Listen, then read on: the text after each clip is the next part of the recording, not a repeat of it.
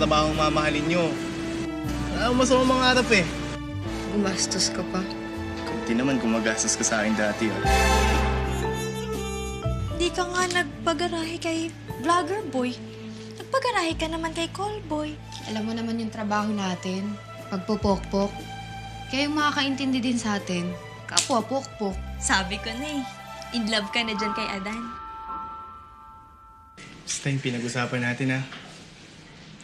Wala magsiselos. Simula nung nagpag-aray ka sa callboy na yan, table na lang ang trip mo ngayon. Kailan ka ba naging tanga, Eva?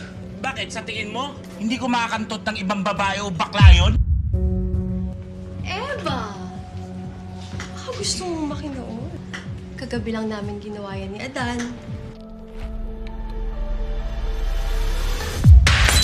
Tama na kasi! Di ba obvious na di ko kaya din magselos? Tigilan na natin para yung pagpupokpok.